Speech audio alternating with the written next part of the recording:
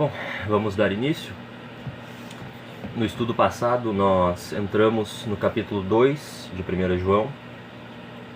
Nós sabemos que esse livro foi escrito pelo apóstolo para combater falsos mestres que estavam se infiltrando nas igrejas da Ásia, mestres influenciados pela cultura grega, pela filosofia grega, principalmente do filósofo Platão, que fazia uma separação muito grande entre a espiritualidade e a materialidade, o corpo, o físico.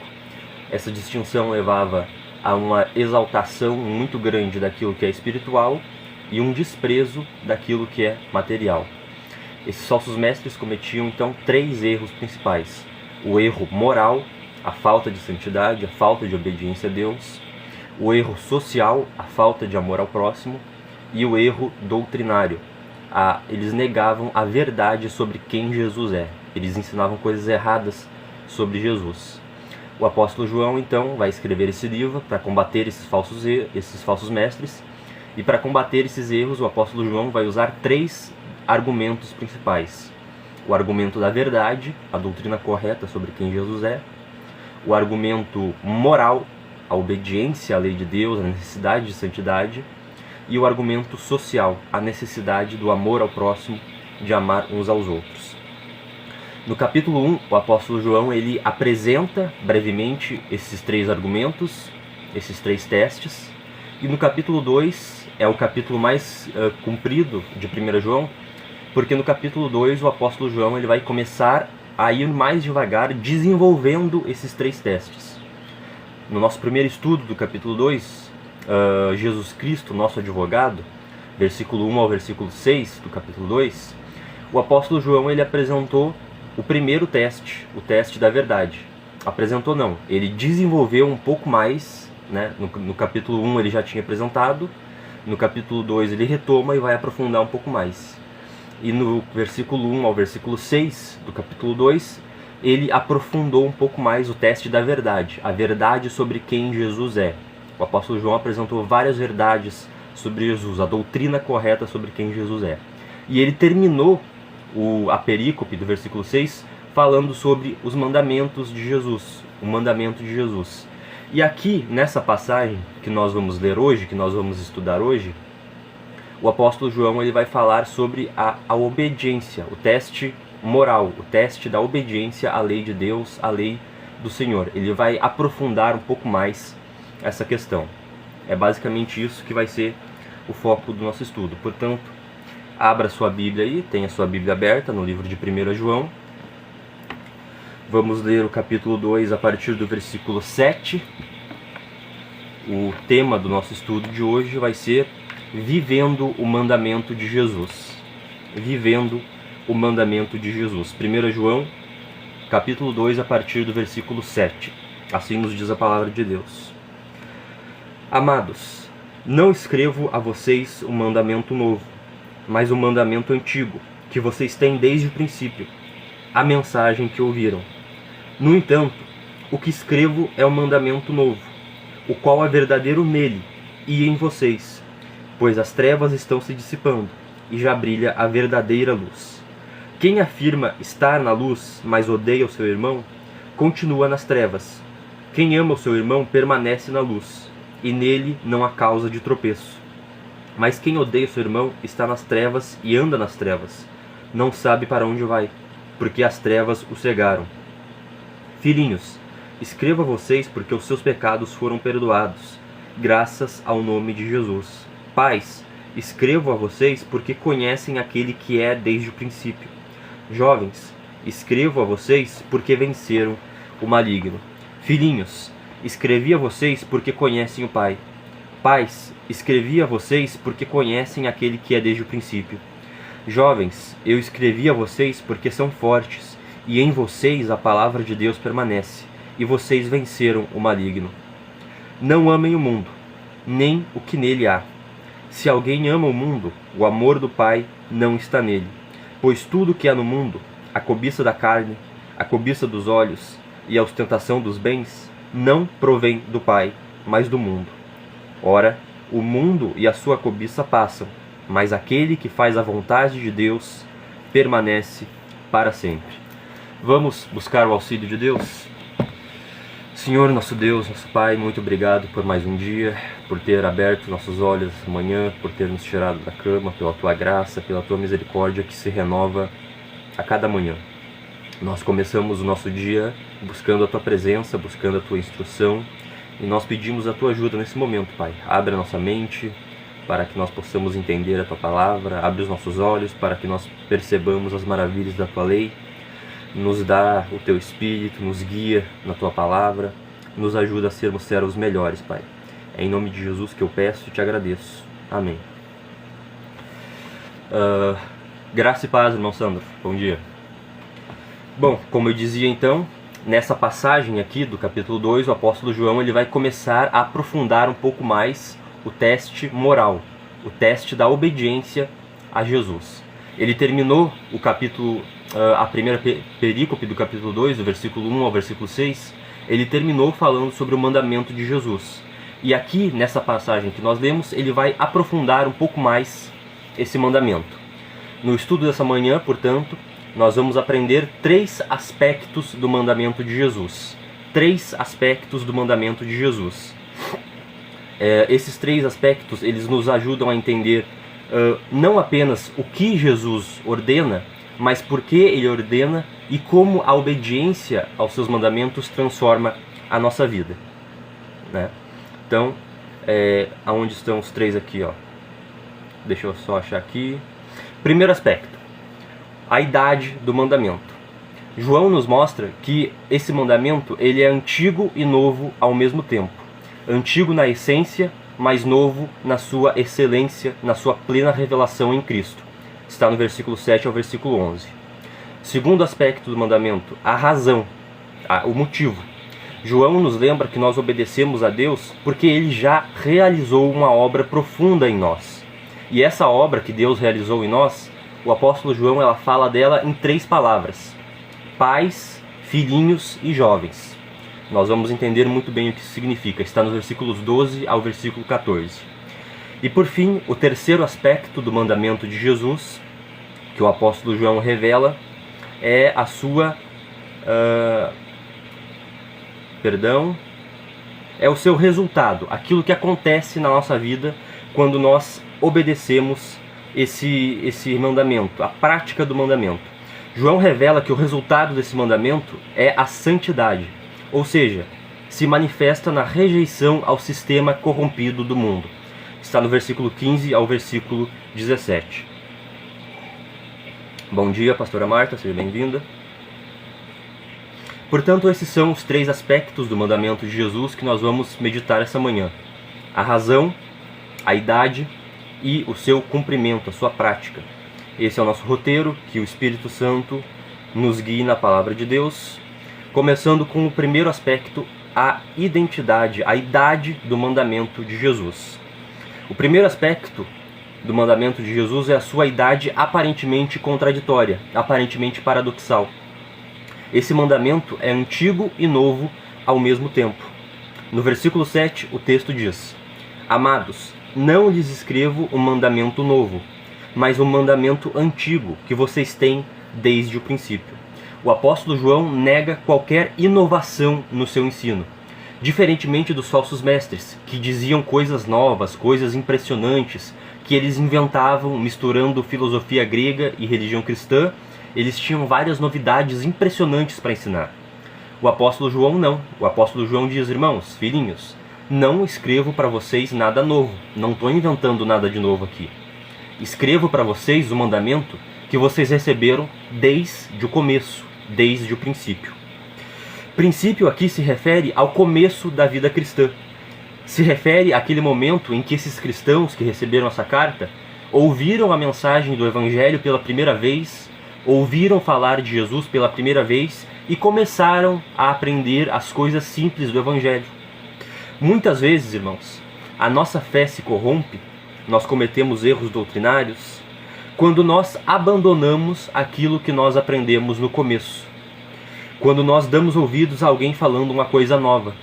E sempre tem alguém falando uma coisa nova, sempre tem alguém falando uma novidade impressionante, né? Um segredo que a igreja esconde de você, uma verdade que a religião não quer que você saiba. Essas coisas nos impressionam e nos seduzem, mas muitas vezes, quando nós cremos nessas novidades, nós podemos estar cometendo um erro fatal. Eu não estou dizendo, e o texto bíblico não está dizendo, que nós não podemos aprender coisas novas, progredir no nosso conhecimento da palavra, ou que tudo aquilo que nos ensinaram no começo estava certo e nós não podemos revisar. Não estou dizendo isso. O texto bíblico não está dizendo isso. O que o texto bíblico está dizendo é que nós não devemos nos deixar levar tão facilmente por qualquer novidade, por qualquer vento de doutrina, né? O segredo que a igreja esconde de você, a verdade que a religião não quer que você saiba. Não.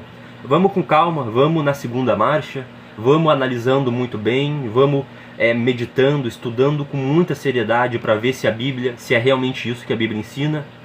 Toda mudança de posicionamento teológico, toda crença em uma nova doutrina é uma coisa muito séria e que deve ser feita com muita calma, dando tempo ao tempo e estudando muito bem a palavra de Deus. Muitas vezes, a maneira mais simples, mais fácil e mais eficiente de nós evitarmos as heresias, de nós evitarmos os falsos mestres, é simplesmente permanecendo naquilo que nós já aprendemos no começo. Mas no versículo 8, o texto diz: no entanto, eu lhes escrevo um mandamento novo. Portanto, também existe, sim, novidade no mandamento de Jesus.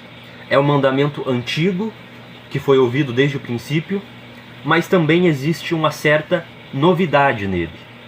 Isso é uma contradição? Será que o apóstolo João está confuso aqui, né? Já está meio velhinho? Será que ele está confuso e acabou se contradizendo? É claro que não. Na continuação do versículo 8, ele vai explicar qual é essa novidade. O qual é verdadeiro nele. Ou seja, a novidade do mandamento é que ele se tornou verdadeiro em Jesus. Portanto, o apóstolo João não está falando de uma novidade em termos de conteúdo, mas uma novidade em termos de qualidade. Existem pessoas que fazem algo com uma qualidade tão grande que marcam um antes e depois na história. Existem pessoas que fazem algo com uma excelência tão grande, uma excelência nunca antes vista, com uma qualidade tão grande que elevam aquilo a um novo patamar, se tornam referências daquilo. Por exemplo, Pelé, ele não inventou o futebol. O futebol já existia antes do Pelé. Mas ele jogou com tanta qualidade, ele jogou com uma excelência tão grande, que ele elevou o esporte a um novo patamar de excelência. Ele se tornou a referência máxima daquele esporte. É o mesmo esporte, mas existe um antes e depois. É disso que o apóstolo João está falando aqui. Jesus viveu a vontade de Deus com uma excelência tão grande, com uma qualidade tão grande, que ele elevou isso a um novo patamar, um patamar nunca antes visto na história. Ninguém nunca tinha vivido a vontade de Deus com tanta perfeição que nem Jesus. Jesus, ele marca um antes e um depois na história, um antes e um depois na obediência a Deus. Portanto, não é uma novidade em termos de conteúdo, mas uma novidade em termos de qualidade e de excelência. Quando nós analisamos o conteúdo daquilo que Jesus ensinou, nós percebemos que Jesus, na verdade, ele não ensinou nada novo. Jesus não inventou nada, ele não trouxe nenhuma novidade. Tudo aquilo que Jesus pregava e ensinava era fundamentado e seminado na revelação de Deus do Antigo Testamento. E mesmo quando nós pensamos no princípio do amor, que é a essência da lei de Cristo, talvez seja aquilo de mais importante que Jesus nos ensinou, o princípio do amor ele já existia no Antigo Testamento. Levítico, capítulo 19, versículo 18, nos diz: amarás o teu próximo como a ti mesmo. O princípio do amor já estava lá desde o começo. Os 10 mandamentos, na sua verdadeira essência, são uma lei de amor. Foi assim que Jesus os interpretou. O problema é que os fariseus, os mestres da lei, os escribas, os doutores da religião, eles sequestraram e distorceram a lei de Deus, mas de maneira nenhuma eram seus representantes oficiais. Em Mateus capítulo 5, no Sermão do Monte, o Senhor Jesus ele não está inventando uma lei nova. Ele está resgatando a lei do seu sequestro farisaico. Jesus está dizendo: ouviram o que foi dito aos antigos, eu, porém, vos digo. Vocês ouviram o que os fariseus ensinaram, vocês ouviram o que os mestres da lei, os escribas ensinaram, eu, porém, vos digo. Jesus está resgatando a lei de Deus do seu sequestro farisaico e revelando a sua verdadeira essência. É uma loucura, meus irmãos, é uma insanidade nós pensarmos que os fariseus eram representantes, ou eles representavam em alguma medida a vontade de Deus para a sua lei. Não representavam de maneira nenhuma. O próprio Senhor Jesus, ele nos disse em Mateus capítulo 15, por causa das vossas tradições, falando dos fariseus, por causa das vossas tradições, vocês rejeitam o mandamento de Deus. Os fariseus nada tinham a ver com a lei de Deus, com os mandamentos de Deus. Eles se vendiam dessa forma. Eles se intitulavam como os mestres da lei, os escribas, os doutores, mas eles nada tinham a ver com a lei de Deus. No Novo Testamento, nós temos, portanto, o registro de duas vidas que reivindicam, que dizem viver em coerência com a lei de Deus. De um lado, nós temos os fariseus, os doutores da lei, os mestres, que se vendiam como pessoas que cumpriam a lei. Mas do outro lado, nós temos o Senhor Jesus, que disse: não vim abolir, mas vim cumprir. Então nós temos esses dois exemplos de pessoas que reivindicaram viver de acordo com a lei de Deus, os fariseus e o Senhor Jesus. A pergunta que nós temos que nos fazer é: qual dessas duas vidas verdadeiramente revelou a lei de Deus? Qual dessas duas vidas realmente estava de acordo com o caráter de Deus? Qual dessas duas vidas realmente cumpriu a lei de Deus? Um cristão deveria saber responder isso com muita facilidade. É claro que era o Senhor Jesus. A vida do Senhor Jesus é a verdadeiro cumprimento da lei. O Senhor Jesus é a verdade da lei de Deus, não os escribas, não os fariseus. Eles nada tinham a ver com a lei.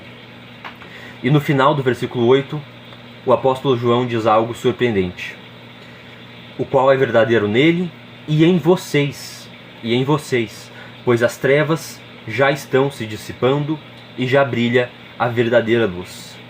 A lei de Deus não é verdadeira apenas em Jesus, mas ela também se torna verdadeira em nós, quando nós andamos de acordo com o exemplo de Jesus.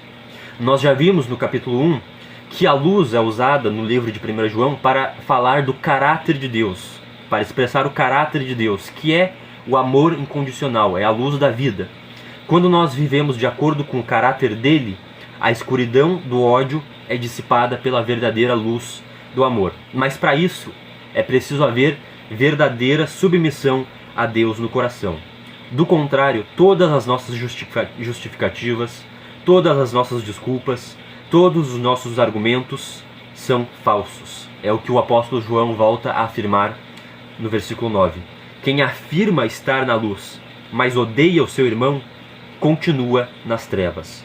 Nas nossas vidas e no nosso relacionamento com o próximo, só existem duas opções. Só existem dois princípios que guiam as nossas atitudes.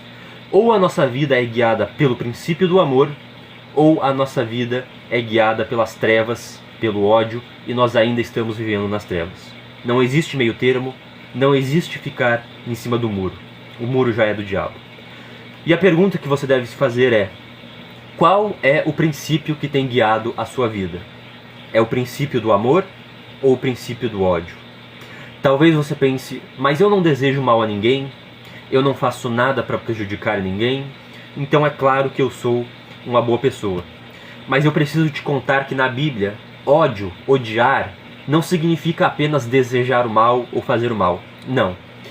Na Bíblia, odiar significa deixar de fazer o bem. É o que Tiago, o apóstolo Tiago, nos revela no capítulo 4 da sua carta. Aquele que sabe fazer o bem e não faz, nisso está pecando. Se você tem a oportunidade de fazer o bem e escolhe não fazer, você já odiou, você já escolheu as trevas. Portanto, esse é o primeiro aspecto do mandamento de Jesus. É um mandamento velho e novo ao mesmo tempo. É velho porque não foi inventado pelo Senhor Jesus ou pelos apóstolos. O seu conteúdo remonta à revelação de Deus lá no Antigo Testamento, cuja essência é a revelação de Deus, o caráter de Deus. A essência é e sempre foi o amor. A essência do caráter de Deus sempre foi o amor. Por isso, Deus ordenou o amor à sua igreja desde o Antigo Testamento, desde o princípio. Mas esse mandamento também é novo. É novo porque nunca antes na história da humanidade alguém viveu o princípio do amor com tanta excelência como o Senhor Jesus, ao ponto de se tornar a referência máxima desse princípio. A vida de Jesus é a referência máxima do amor. No Novo Testamento, a lei de Moisés, ela se torna a lei de Cristo, porque Jesus Cristo, ele verdadeiramente viveu aquilo que Moisés só pôde escrever. Cristo deu vida à lei com a sua própria vida. Esse é o primeiro aspecto do mandamento de Jesus. Que Deus nos abençoe. Amém, Pastor Tarcísio. Seja bem-vindo. O segundo aspecto do mandamento de Jesus é a sua razão. A razão pela qual nós precisamos viver esse mandamento. Está no versículo 12. No versículo 12 ao versículo 14, João utiliza 3 palavras para descrever os destinatários da sua carta, aquelas pessoas que estavam recebendo o mandamento de Jesus. 3 palavras que descrevem a identidade dessas pessoas: filhinhos, pais e jovens. Essas 3 palavras, elas não se referem a 3 grupos diferentes. São as mesmas pessoas. Os filhinhos, os pais e os jovens são todos as mesmas pessoas. Mas essas 3 palavras, elas revelam 3 características espirituais que já estavam presentes na vida dos leitores quando o apóstolo João escreve essa carta para eles. João escreve o mandamento de Jesus para pessoas que já haviam sido tocadas por Deus. A obediência cristã é consequência, não é causa. É fruto, não é raiz. É fruto de uma vida que já foi transformada pela graça. No versículo 12, o apóstolo João diz: filhinhos, eu lhes escrevo porque os seus pecados foram perdoados, graças ao nome de Jesus. A palavra filhinhos significa literalmente crianças pequenas, criancinhas. Essa expressão descreve o nosso relacionamento com Deus.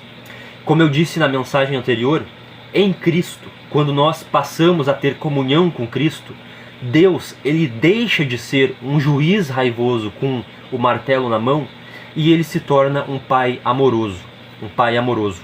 Ele nos trata como seus filhinhos, como criancinhas pequenas.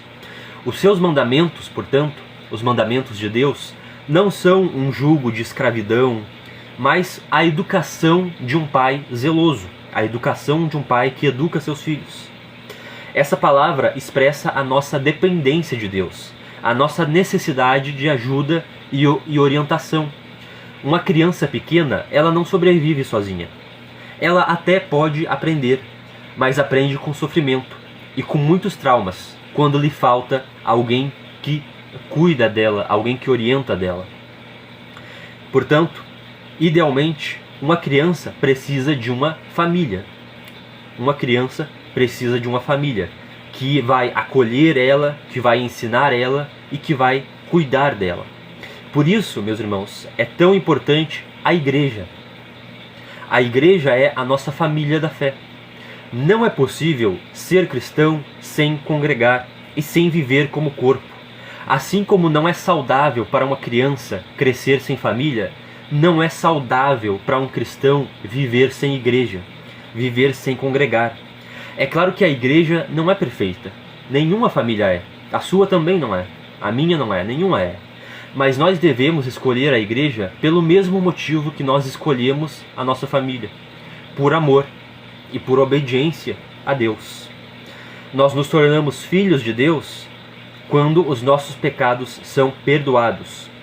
Num sentido amplo, todo mundo, toda a raça humana é filha de Deus. Mas são filhos rebeldes. São filhos que estão em um estado de rompimento, de ódio, de guerra contra Deus. São filhos que romperam o seu relacionamento com Deus. Por isso, em um sentido especial, somente aqueles que se rendem à mensagem do Evangelho desfrutam, pela graça, do privilégio, dos benefícios de ser filho de Deus por meio do Senhor Jesus Cristo. João escreve aos filhinhos porque os seus pecados foram perdoados. O perdão na Bíblia é chamado de justificação. Não significa justificar pecados, mas declarar o cancelamento das nossas dívidas no tribunal divino. Em Cristo, Deus não nos trata como pecadores que merecem castigo, mas como criancinhas inocentes que precisam simplesmente ser educadas. É assim que Deus nos trata em Cristo. E a justificação, o perdão dos pecados, ela nos conduz à adoção. A adoção. Ser filho de Deus é um ato de graça, um privilégio recebido pelo nome de Jesus. Os seus pecados foram perdoados graças ao nome de Jesus. Nome na Bíblia não significa simplesmente um rótulo, mas expressa relacionamento. Jesus é o único que pode nos salvar, é o único que pode nos dar perdão de pecados e comunhão com Deus. Todo o resto é ilusão. Maria, a hierarquia da igreja, as religiões pagãs, o espiritualismo, as boas obras, tudo isso é insuficiente. Tudo isso é incapaz de nos dar verdadeiro perdão, verdadeira comunhão com Deus. Ele é o único caminho, a única verdade e a única vida. Não há outro nome pelo qual nós devamos ser salvos. E quando nós estamos em comunhão com Cristo, quando nós realmente temos comunhão com Cristo, então nós temos segurança do perdão. João é categórico, ele afirma claramente aqui: os seus pecados foram perdoados. Ele não diz os seus pecados vão ser perdoados. Ele não diz talvez um dia os seus pecados sejam perdoados. Não. Ele fala no passado, ele fala de um ato perfeito, um ato que já aconteceu, uma coisa que nós já temos posse. Os seus pecados foram perdoados. Quem anda em comunhão com Cristo não deve duvidar do perdão. E por fim, no versículo 13, João introduz a segunda expressão: paz. Paz, eu lhes escrevo porque vocês conhecem aquele que é desde o princípio. A palavra paz aqui, ela significa experiência e maturidade espiritual. Diante de Deus, os cristãos, eles eram filhinhos, eles eram crianças pequenas, criancinhas inocentes. Mas, diante do mundo, diante dos falsos mestres, os cristãos, eles são pais, ou seja, eles são as pessoas com conhecimento, pessoas com experiência e maturidade. João nos lembra que eles já conheciam Jesus desde o princípio, e por isso eles não deviam dar ouvidos às novidades dos falsos mestres. É aquilo que eu falei antes. Muitas vezes o meio mais simples, a ferramenta mais eficiente de nós evitarmos heresias é simplesmente permanecer naquilo que nós já aprendemos desde o começo. E para concluir essa parte, João se refere aos crentes como jovens. Jovens, eu lhes escrevo porque vocês venceram o maligno. A palavra jovem aqui descreve alguém que tem força, alguém que tem energia, alguém que tem disposição. E no contexto da vida cristã, essa força ela é empregada na batalha contra Satanás. E é fundamental notar o que João afirma aqui. O maligno, ele já foi vencido. A batalha contra o pecado é possível.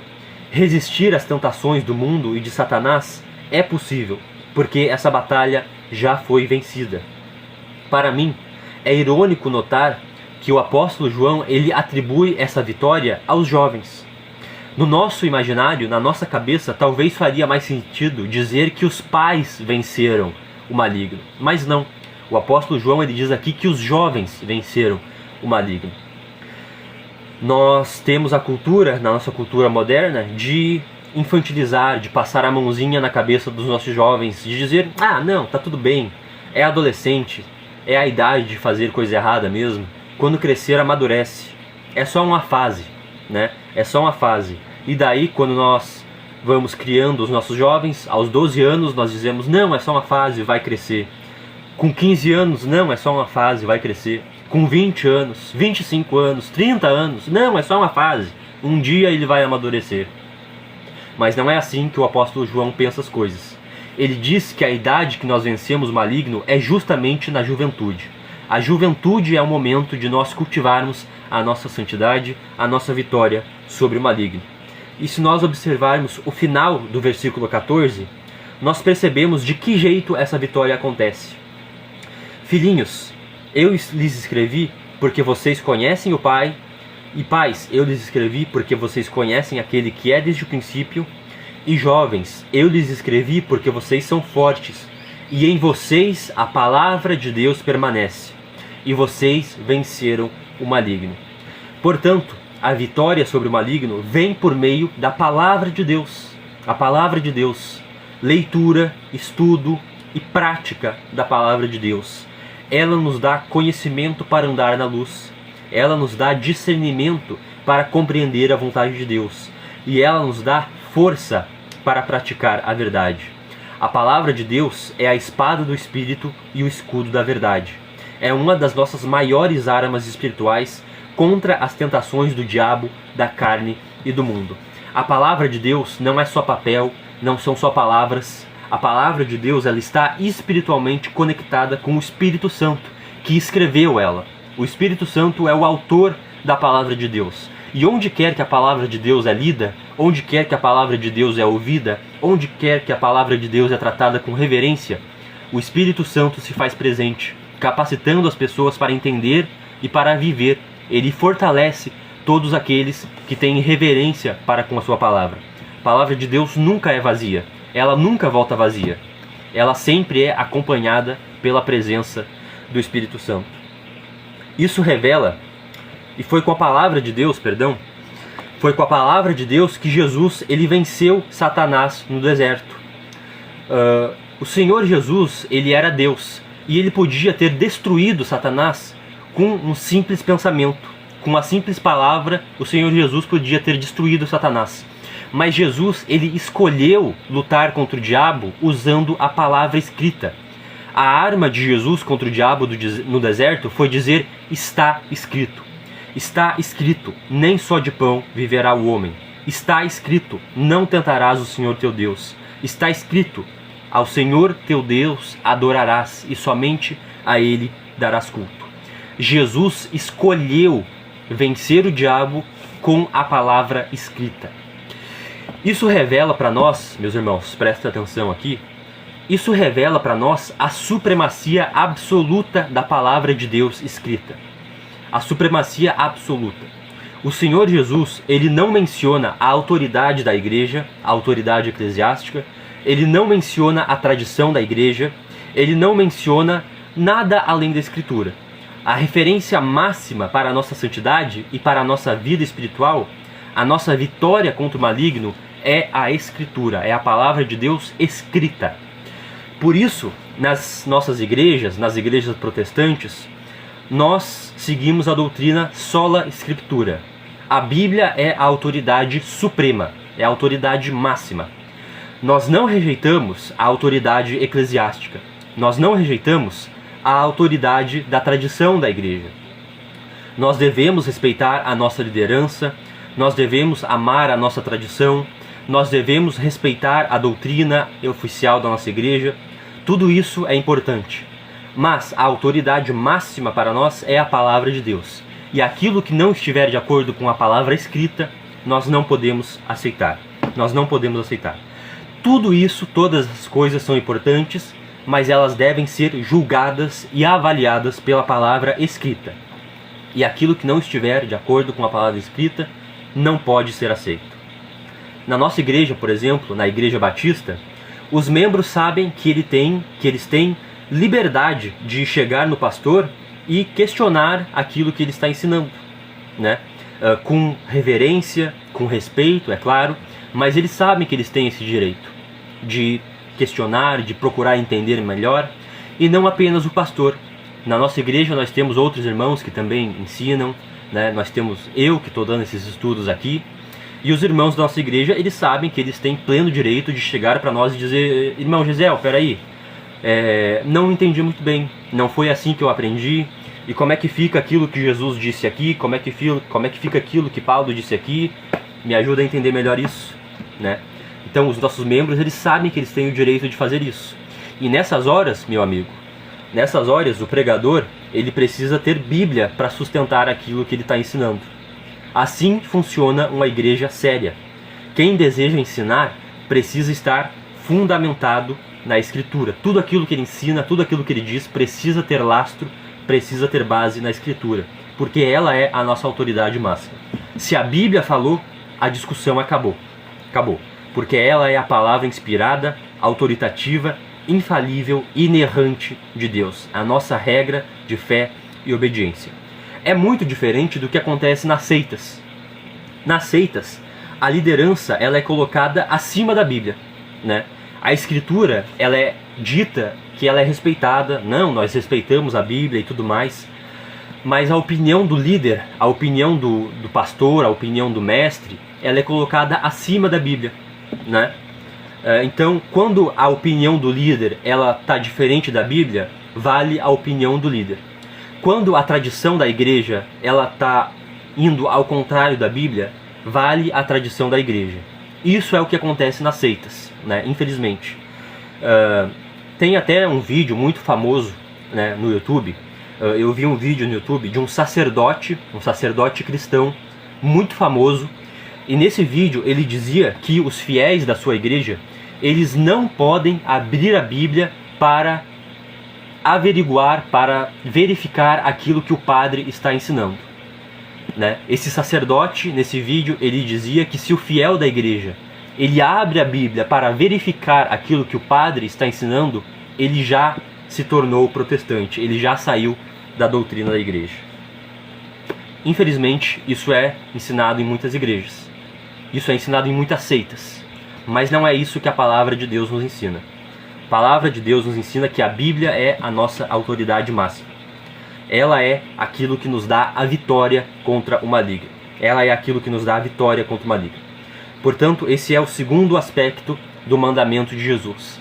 É um mandamento que é escrito para filhinhos, para pais e para jovens. Para filhinhos, porque Deus nos trata como seus filhinhos inocentes, cujos pecados foram perdoados por meio da fé em Jesus. Como pais, porque Ele nos dá conhecimento e experiência para enfrentar os falsos mestres. E como jovens, porque Ele nos dá força e capacitação para vencer o maligno, por meio da sua palavra. Por fim, vamos então para o terceiro aspecto do mandamento de Jesus. Alessandra Jucimar, bom dia, seja bem-vinda. Leonel Derli, bem-vindo. O terceiro aspecto do mandamento de Jesus é a sua prática. O terceiro e último aspecto do mandamento de Jesus é a sua consequência prática, ou seja, é o resultado concreto. É aquilo que acontece na nossa vida quando nós obedecemos esse mandamento. Esse mandamento, quando verdadeiramente abraçado no nosso coração, não produz apenas sensações espirituais, apenas emoções piedosas ou discursos religiosos. Ele produz transformação real, visível, palpável. Ele gera realmente mudança na nossa vida. A prática desse mandamento se manifesta na santidade, na separação do pecado, na recusa às seduções daquilo que o mundo nos oferece. Amar como Jesus amou não é apenas exercer bondade, caridade ou compaixão, mas também é recusar aquilo que destrói a alma. É recusar aquilo que destrói a alma. Quem ama como Cristo amou não se permite escravizar pelas paixões ilusórias do mundo, por prazeres que duram uma noite e que evaporam ao amanhecer, e muitas vezes deixam cicatrizes que duram e que nos perseguem pelo resto da vida. No versículo 15, o texto afirma: não amem o mundo e nem o que nele há. Portanto, viver o mandamento de Jesus, praticar o mandamento de Jesus, significa não amar o mundo. Não amar o mundo.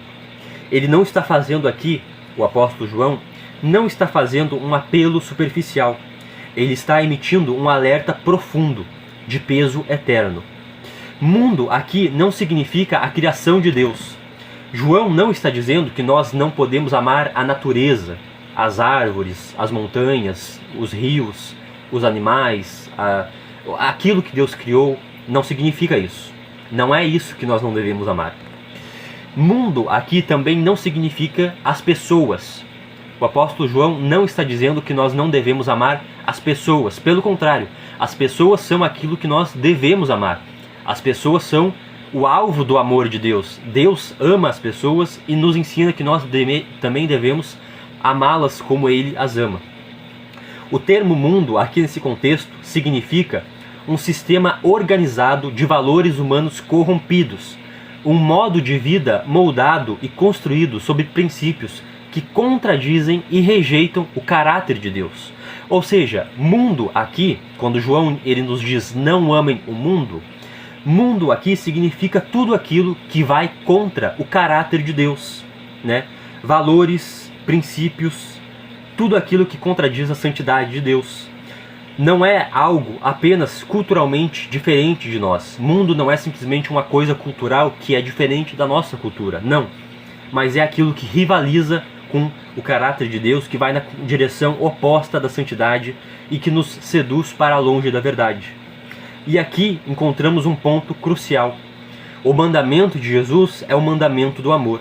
A lei de Cristo, a lei de Deus, os 10 mandamentos, o mandamento de Deus, tudo aquilo que Deus exige de nós, se resume no princípio do amor. Mas esse amor é tão radical, é tão puro, que ele necessariamente implica rejeitar todo amor falso. Todo amor falso. O verdadeiro amor, ele exige exclusividade. Amar como Cristo amou, o verdadeiro amor, ele necessariamente implica em não amar. É até uma coisa engraçada de se notar. O verdadeiro amor, ele implica não amar. No verdadeiro amor existe o não amor. Ou seja, o amor àquilo que é verdadeiro, o amor àquilo que é justo, o amor àquilo que Deus nos ordena, o amor que nos leva à compaixão, mas o não amor àquilo que é falso, o não amor àquilo que seduz, o não amor àquilo que tenta corromper, né? Existe um equilíbrio no verdadeiro amor, no amor bíblico, existe um equilíbrio muito importante entre compaixão e corrupção. Nós devemos ter compaixão daqueles que ainda estão nas trevas, mas nós não podemos nos deixar corromper pelas trevas que ainda estão neles. O verdadeiro amor nunca se acomoda ao pecado. Ele nunca faz acordo com aquilo que destrói vidas e aquilo que afronta os valores de Deus. O amor que procede de Deus é um amor que ilumina, um amor que purifica, um amor que confronta e transforma e eterniza. Por isso, não amar o mundo aqui significa não se entorpecer com seus prazeres, não se deixar seduzir pelas suas ofertas, pelas suas promessas, e não se deixar compactuar com as suas mentiras. O mundo sempre oferece atalhos, sempre apresenta caminhos mais fáceis, sempre promete uma felicidade sem sacrifício, sempre disfarça o pecado com aparência de liberdade. O mundo sempre oferece liberdade, como se liberdade fosse sinônimo de autodestruição e de desobediência a Deus. Mas tudo isso é uma farsa cuidadosamente embrulhada pelo inimigo, contra a qual o apóstolo João nos adverte solenemente. Se alguém amar o mundo, o amor do Pai não está nele. Essa é uma das declarações mais fortes do Novo Testamento. O amor de Deus é exclusivo. Ele não admite rivais, não admite competição. Não há meio termo, não há neutralidade, não existe conciliação. Não é possível misturar amor a Deus e amor ao mundo. Essas duas coisas não coexistem. A convivência entre os dois é impossível. A mesma coisa nos lembra o apóstolo Tiago, na sua carta, no capítulo 4, versículo 4. Infiéis, não sabeis que a amizade com o mundo é inimizade contra Deus? Torna-se, pois, inimigo de Deus todo aquele que quer ser amigo do mundo.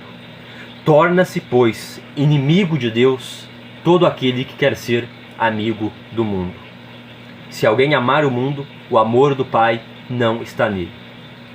Isso é uma coisa bem radical, não é? O apóstolo Tiago e o apóstolo João aqui não parecem estar muito preocupados com a tolerância, ou com a diversidade, ou com a inclusão, ou com parecerem caras legais, caras gente boa, mente aberta, né? Não, eles não pareciam muito preocupados com isso. Não há meio termo, não há conciliação possível.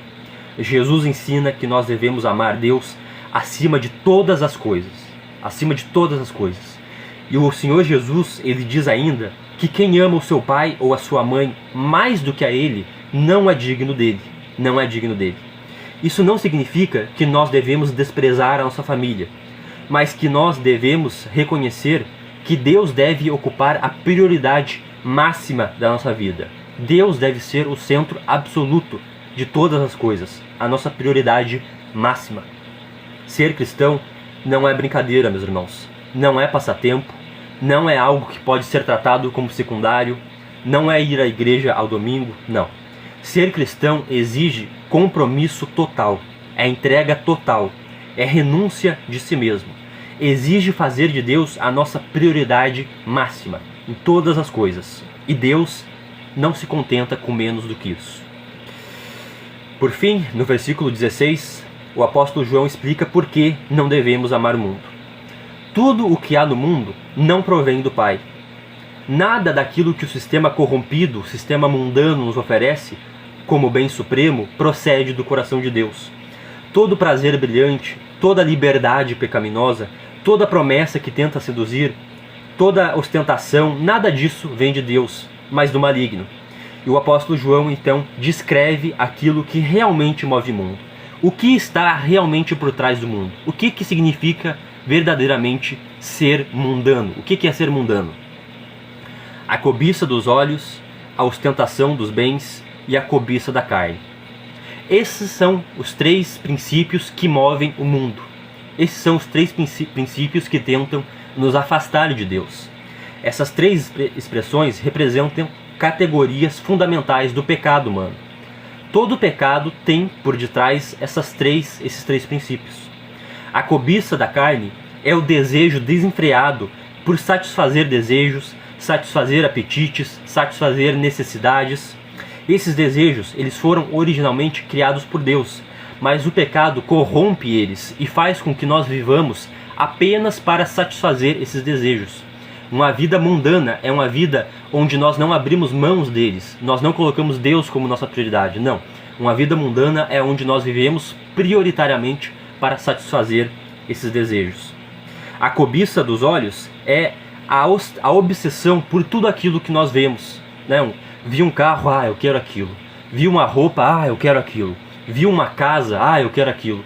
Vi uma viagem, eu quero aquilo. Vi isso, eu quero aquilo. Aquilo eu quero. É querer tudo, é ter obsessão por tudo aquilo que se vê, né? Isso é a cobiça dos olhos. Ou seja, é tentar preencher com bens materiais o vazio que nós temos na nossa alma. Isso é a cobiça dos olhos. Isso é o que o mundo tenta nos fazer, perdão pela redundância. Isso é o que o mundo quer de nós. O mundo quer que nós tentemos preencher o vazio da alma humana com bens materiais, com coisas que nós capturamos com os nossos olhos, né? Mas isso, obviamente, é uma ilusão. Nada disso é capaz de nos satisfazer. E a ostentação da vida é o desejo por status, por reconhecimento, por ostentação. Nós queremos que os outros nos vejam e que os outros pensam, caramba, lá vai o Gesiel, como ele é um cara diferenciado, como ele é importante. Ou seja, é vaidade, né? A ostentação da vida é a vaidade, é o desejo por status. Isso é o mundo, meus irmãos. Esses três princípios, eles são o que caracterizam o mundo em contradição com a vida de obediência a Deus. E para concluir, o apóstolo João, ele nos faz um alerta que deveria nos fazer tremer, O mundo e a sua cobiça passam, mas aquele que faz a vontade de Deus permanece para sempre. Eis o ponto decisivo. O mundo passa. O mundo é ilusório. Tudo aquilo que o mundo oferece, todos os desejos que o mundo quer que nós satisfaçamos, toda a cobiça que o mundo quer que nós tentemos preencher a nossa alma, todo o status que o mundo quer que nós busquemos, tudo isso é ilusório. Nada disso satisfaz para sempre. Nada disso preenche verdadeiramente o vazio do ser humano. Tudo isso passa. Às vezes passa mais rápido, às vezes passa mais devagar, mas passa. E geralmente quando passa, deixa uma cicatriz que não cura para sempre. Deixa uma cicatriz que nos persegue para o resto da nossa vida. O mundo, ele oferece prazer, mas entrega escravidão. É diferente da lei de Cristo. A lei de Cristo, quando verdadeiramente obedecida, quando verdadeiramente praticada, ela nos faz permanecer para sempre. Permanecer na verdade, permanecer em Cristo, e um dia, nós permaneceremos na vida eterna, ao lado de Deus, em bem-aventurança, em felicidade eterna. Por isso vale a pena, meus irmãos, vale a pena lutar contra a cobiça dos olhos, vale a pena lutar contra a ostentação dos bens, vale a pena lutar contra a ostentação da vida, e vale a pena lutar para ter verdadeira obediência ao princípio do amor, à lei de Cristo, à lei do Novo Testamento, que é aquilo que o Senhor Jesus exige de nós. E esses são os 3 aspectos dessa lei. Vamos orar para que Deus consolide o ensino na nossa vida? Feche seus olhos, me acompanhe em oração. Senhor nosso Deus, nosso Pai, nós te agradecemos por mais um dia, mais um estudo, que nós possamos realmente viver isso aqui que nós aprendemos, Pai. Que a Tua palavra ela não seja palavras vazias, que não seja apenas papel, que não seja apenas leitura, que não fique apenas na nossa mente, mas que o poder do Teu Espírito realmente nos capacite para vencer tudo aquilo que nós aprendemos hoje, Pai. Nos dá força pela Tua palavra, nos dá entendimento pela Tua palavra e nos dá vergonha na cara, ó Deus, para que nós realmente vivamos a Tua palavra, para que nós vivamos o exemplo do nosso Senhor. Jesus é a referência máxima, Jesus já foi na frente, Jesus já abriu o caminho para nós. Nós não precisamos inventar nada novo, nós não precisamos pensar muito, não, nós temos o exemplo dele. Nós temos o exemplo máximo de santidade, de obediência à Tua lei, que é o nosso Senhor. Nos ajuda a viver igual a Ele, Pai. Nos ajuda a viver igual ao Senhor Jesus. Nos ajuda a escolher o amor em todas as nossas atitudes, Pai. Porque a Tua palavra diz que quando nós escolhemos viver o princípio do amor, nada de errado acontece. Nós não cometemos nenhum erro, nós fazemos a coisa certa. Viver o princípio do amor é a vida que verdadeiramente Te agrada, Pai. Nos ajuda então, Senhor, nos capacitando a fazer a Tua vontade, para a Tua glória, é o que nós te pedimos em nome de Jesus. Amém. Amém. Lembrando que nós temos um tempinho ainda, nós temos uns 5 minutinhos